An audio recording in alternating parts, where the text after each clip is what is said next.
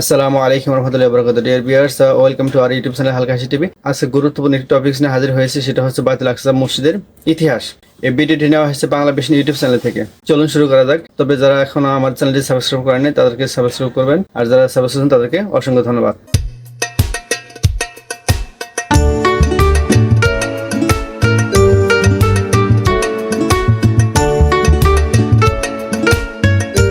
আল আকসা মসজিদ। আল আকসা মসজিদ বা বাইতুল মুকাদ্দাস মসজিদ নামে পরিচিত। মসজিদুল আকসা অর্থ দূরবর্তী মসজিদ। ইসলামের তৃতীয় পবিত্রতম মসজিদ। জেরুজালেমের পুরনো শহরে এটি অবস্থিত। এটির সাথে একই প্রাঙ্গণে কুব্বত আস সাখরা, কুব্বত আস সিলসিলা এবং কুব্বত আন নবী নামক স্থাপনাগুলো অবস্থিত।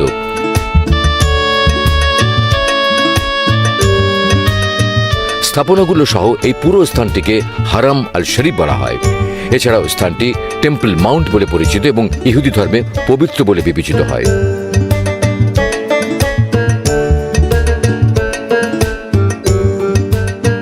ইতিহাসবিদ পণ্ডিত ইবনে তাহমিয়ার মতে আসলে সুলাইমানের তৈরি সম্পূর্ণ উপাসনার স্থানটির নামই হল মসজিদুল আল আকসা।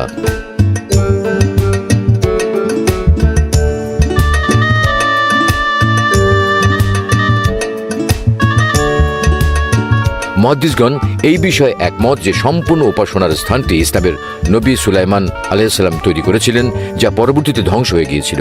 মুসলমানরা আরও বিশ্বাস করে এই কাজে তিনি জিনদেরকে নিয়োগ করেছিলেন এবং আল্লাহ তাআলা গলিত তামার ঝর্ণা প্রবাহিত করেছিলেন। বর্তমানে আল আকসা মসজিদ বলতে বোঝায় কিবলি মসজিদ, মারওয়ানি মসজিদ ও বুরাক মসজিদ, এই তিনটির সমন্বয়, যা হারাম আল শরীফের 4 দেয়ালের মধ্যে অবস্থিত।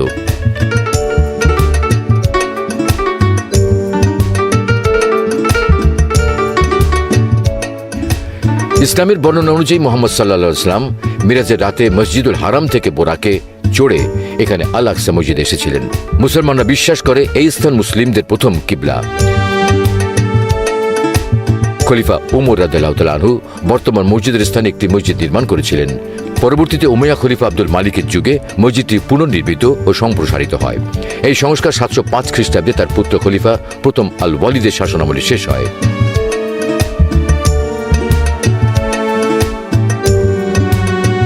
746 খ্রিস্টাব্দে ভূমিকম্পে মসজিদটি ধ্বংসপ্রাপ্ত হলে আব্বাসীয় খলিফা আল মনসুর এটি পুনর্নির্মাণ করেন। পরে তার উত্তরসূরি আল মাহদী এর পুনর্নির্মাণ করেন। 1033 খ্রিস্টাব্দে আরেকটি ভূমিকম্পে মসজিদটি ক্ষতিগ্রস্ত হলে ফাতিমীয় খলিফা আলী আজ জাহির পুনরায় মসজিদটি নির্মাণ করেন, যা বর্তমান অবধি টিকে রয়েছে।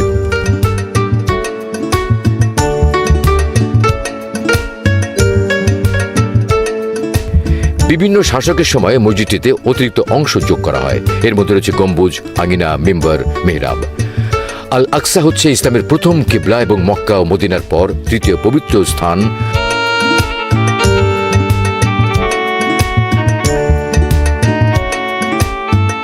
হযরত রাসূল করিম সাল্লাল্লাহু আলাইহি ওয়াসাল্লাম মক্কার মসজিদুল হারাম, মদিনার মসজিদুন নবী ও আল আকসা মসজিদের উদ্দেশ্যে সফরকে বিশেষভাবে সওয়াবের কাজ হিসেবে উল্লেখ করেছেন, যা অন্য কোনো মসজিদ সম্পর্কে করেননি। আল আকসা মসজিদ এবং তার আশেপাশের এলাকা বহু নবীর স্মৃতি জড়িত। এই পবিত্র নাম শুধু একটি স্থানের সঙ্গে জড়িত নয়, বরং এই নাম সব মুসলমানের ঈমান ও সংস্কৃতির অবিচ্ছেদ্য অঙ্গ। এখানে রয়েছে অসংখ্য নবী রাসূলের মাজার। আল আকসা মসজিদের গুরুত্বের আরও একটি বড় কারণ হল প্রথম থেকে হিজরত পরবর্তী 16 বা 17 মাস পর্যন্ত মুসলমানরা আল আকসা মসজিদের দিকে মুখ করে নামাজ আদায় করতেন। পরবর্তীতে মহান আল্লাহর নির্দেশে মুসলমানদের কিবলা মক্কার দিকে পরিবর্তিত হয়।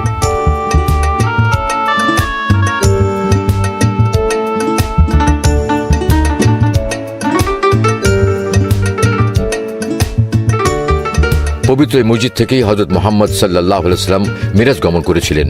নবী করিম সাল্লাল্লাহু আলাইহি ওয়াসাল্লাম মিরাজ গমনের সময় এই মসজিদে অতীতের সব নবী রাসূলের জামাতে ইমাম হয়ে 2 রাকাত নামাজ আদায় করেন। মহান আল্লাহ সম্পর্কে বলেছেন, সকল মহিমা তাঁর, যিনি তার বান্দাকে এক রাতে মসজিদুল হারাম থেকে মসজিদুল আকসা পর্যন্ত ভ্রমণ করিয়েছিলেন, যার চতুর্পার্শ্বকে আমি বরকতময় করেছি। আর এই ভ্রমণ করানোর উদ্দেশ্য হচ্ছে যাতে আমি আমার নিদর্শন তাকে প্রদর্শন করি। সূরা বনী ইসরাঈল আয়াত 1।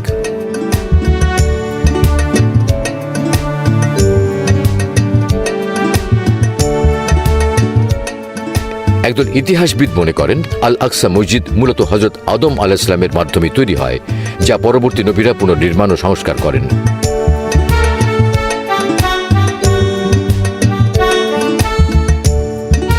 হযরত ইব্রাহিম আলাইহিস সালাম কর্তৃক কাবা গৃহ নির্মাণের 40 বছর পর হযরত ইয়াকুব আলাইহিস সালাম আল আকসা মসজিদ নির্মাণ করেন। এরপর খ্রিস্টপূর্ব 1004 সালে হযরত সুলাইমান আলাইহিস সালাম এই মসজিদটির পুনর্নির্মাণ করেন। বিভিন্ন শাসকের সময় মসজিদে অতিরিক্ত অংশ যোগ করা হয়।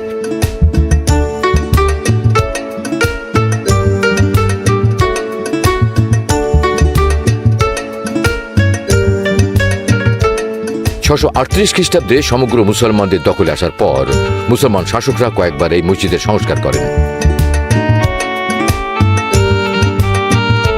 কিন্তু 1096 সালে খ্রিস্টান ক্রুসেডরা ফিলিস্তিন দখল করে নেওয়ার পর আল আকসা মসজিদের ব্যাপক পরিবর্তন করে একে গির্জায় পরিণত করা হয়। তারা মসজিদের গম্বুজের উপর ক্রুশ স্থাপন করে এর নাম রাখে সুলাইমানি উপাসনালয়।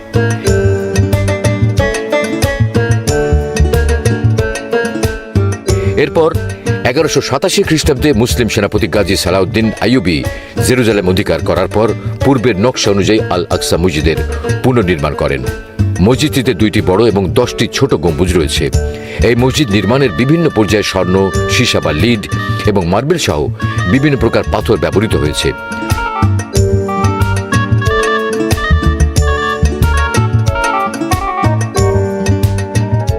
ঐতিহাসিক এই মসজিদের আয়তন 3500 বর্গমিটার। এই মসজিদে 5000 মুসল্লি একসঙ্গে নামাজ পড়তে পারেন।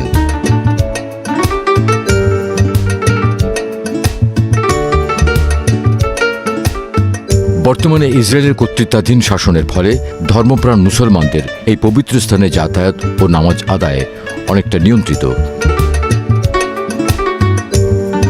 আল্লাহ পাক আমাদের সকলকে মসজিদে আল আকসা এই জীবনে এক ওয়াক্ত নামাজ আদায়ের তৌফিক দান করুন।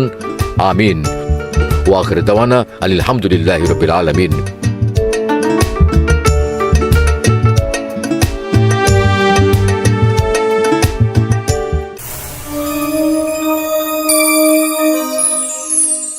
ভিডিওটির মধ্যে মূল বিষয়গুলো হচ্ছে এটি ছিল মুসলমানদের প্রথম কেবলা। এছাড়া এখানে অনেক নবী রাসূলগণের মাজার এখানে রয়েছে। এটি একটি বরকতময় মসজিদ আমাদের জন্য। বর্তমানে ইসরায়েল এটি দখল করে আছে। আল্লাহ তাআলা ফিলিস্তিনি ভাই বোনদেরকে হেফাজত করুক এবং স্বাধীনতা দান করুক। আমিন। ধন্যবাদ সবাইকে ভিডিও শেষ পর্যন্ত দেখার জন্য। আসসালামু আলাইকুম ওয়া রাহমাতুল্লাহি ওয়া বারাকাতুহু।